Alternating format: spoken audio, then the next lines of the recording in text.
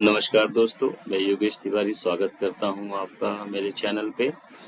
और इन चचा का फोटो देख के तो आप समझ ही गए होंगे कि आज का मुद्दा क्या होने वाला है।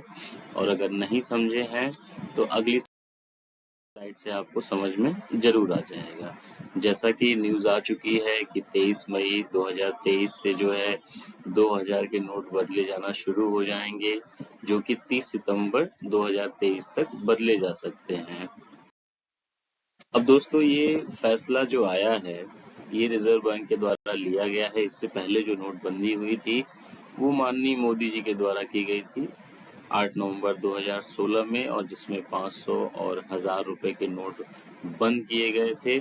और ये नोटबंदी का जो मेन मकसद था वो ये था कि काला धन वापस लाया जाए और आतंकवादियों और इस तरीके के संगठन को जो फंडिंग हो रही है उसको रोका जाए।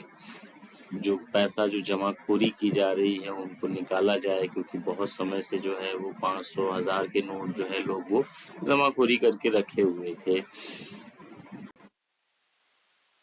मगर दोस्तों, उस फैसले का असर जो हुआ वो आम जनता पे ज्यादा हुआ, क्योंकि उन्हें लाइनों पे लगना पड़ा।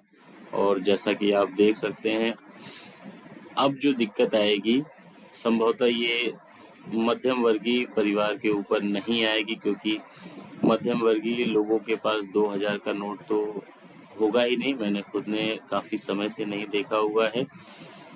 गवर्नमेंट ने सोचा था कि 500 और 2000 के नोट, सॉरी 500 और 1000 के नोटों से जो जमाखोरी हो रही है उनको 500 और 2000 के नोटों को ला के कम किया जाएगा।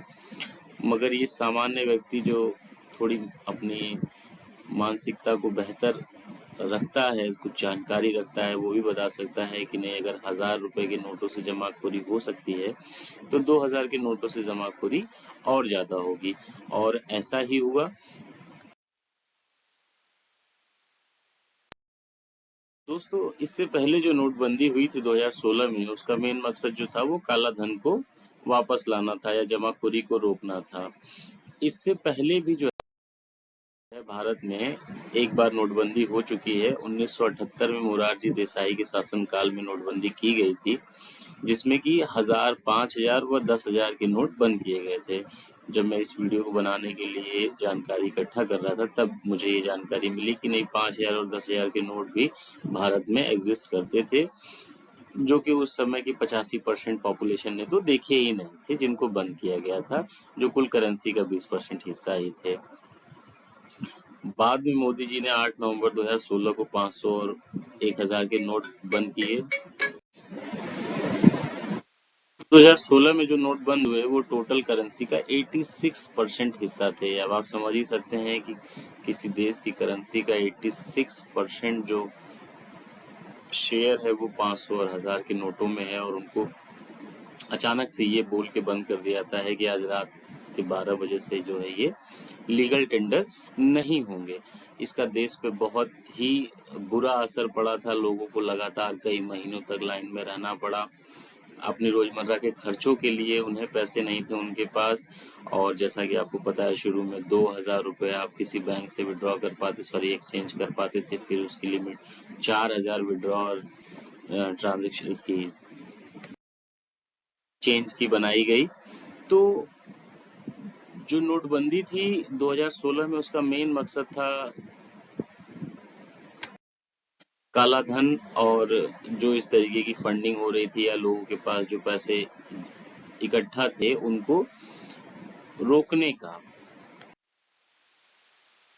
अच्छा, नोटबंदी के बाद जो है मोदी जी ने 50 दिन का समय मांगा था कि नहीं, 50 दिन के अंदर चीजें जो हैं वो नॉर्मल हो जाएंगी, सभी व्यवस्थित हो जाएंगी चीजें।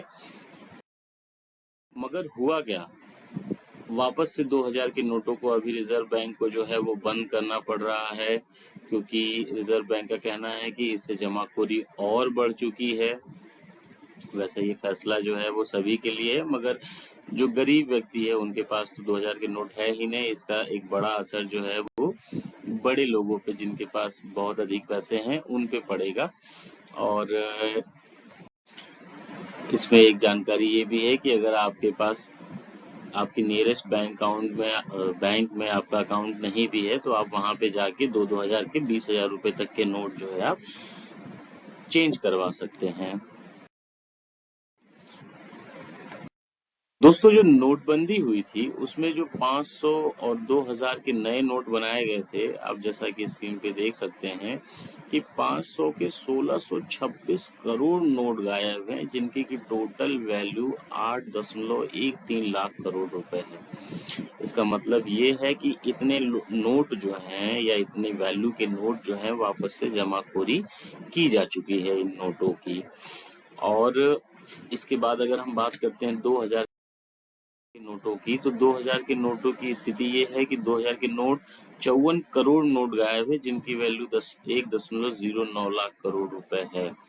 तो जो उद्देश्य था 500 हजार के नोटों को बंद करके 500 और 2000 के नोटों को लाने का, वो मुझे लगता है कि सरासर ही गलत था, और जिसके कारण जो है अभी लोगों को वापस दिक्कतें महसूस झेलनी पड़ेंगी। और ये जो फैसला आया है इससे मुझे लगता है कि महंगाई काफी ज्यादा बढ़ेगी। महंगाई बढ़ने का तात्पर्य ये है कि रियल एस्टेट में जो अधिकतर ट्रांजैक्शन होते हैं वो कैश से होते हैं। अगर कोई जमीन जो है वो 100 रुपए में खरीदी जाती है तो उसकी एक्चुअल प्राइस जो है वो 200 रुपए होती है। 100 रुपए बैंक के थ्रू गवर्नमेंट की नजर में ट्रांजैक्शन किया जाता है और बाकी जो पैसे हैं वो कैश में ब्लैक में लिए जाते हैं। तो जिन लोगों के पास 2000 के स्टॉक नोट पड़े होंगे वो बैंकों में चेंज करवाने से बेहतर प्रॉपर्टी में इन्वेस्ट करना चाहेंगे, जिससे कि जो वैल्यू है किसी जमीन की 10 लाख रुपए वो 15 लाख रुपए में बिकेगी, और जिस व्यक्ति को 10 लाख रुपए की जमीन 15 लाख में बिकेगी, 5 लाख रुपए एक्स्ट्रा मिलेंगे, तो वो भी जो है वो कुछ ना कुछ ऐसी चीजों में खरीद फरोख्त करेगा, जैसे गाड़ियां हो गई या तमाम तरह के विलासिता वाले जो आइटम हो गए उनको परचेस करने के लिए भागेगा। तो जाहिर सी बात है चीजों के दाम जो है वो भागे ही भागेंगे, क्योंकि दोस्तों ये फैक्ट है कि अगर मार्केट में पैसे का, करेंसी का जब प्रचलन ज्यादा हो जाता है तो महंगाई की दर जो है वो लगातार भागती रहती है। इस पे हम एक पर्टिकुलर वीडियो बनाएंगे जिससे कि आपको काफी जानकारी मिलेगी। तो दोस्तों जो मेन मकसद था जाली नोट बंद करने का, अब इसमें देखिए कि जैसा आप देख सकते हैं गवर्नमेंट ने सोचा था कि जो नए नोट, या गवर्नमेंट ने ये क्लेम किया था कि जो नए नोट वो बना रहे हैं 500 और 2000 के, उनके जाली नोट बनाना जो है वो असंभव है। मगर ऐसा हुआ नहीं। जिस साल नए नोट जारी हुए उसी साल जाली नोट जो है वो मार्केट में आ गए। सन 2016 में 2000 के 638 और 500 के 199 जाली नोट जो है वो आरबीआई को मिले थे। तो दोस्तों 6 सालों में 2000 के 79,836 और 500 के 1.81 लाख करोड़ लाख जाली नोट मिल चुके हैं।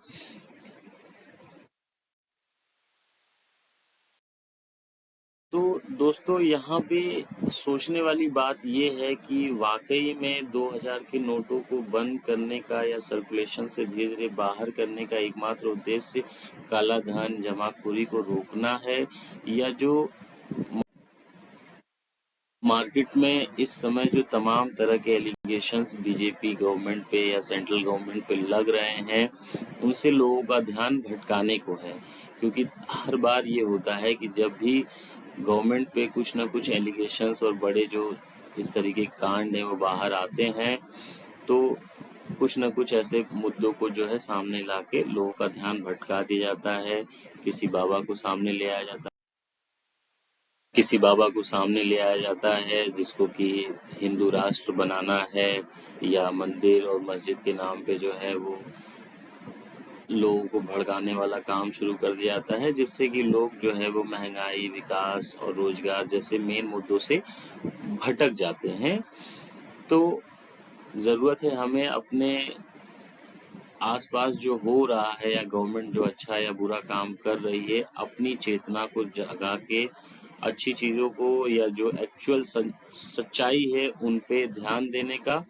क्योंकि गवर्नमेंट को एक मध्यम वर्गीय परिवार या किसी भी व्यक्ति से कोई मतलब नहीं होता है, उसे अपनी रोटियां सेकनी होती हैं।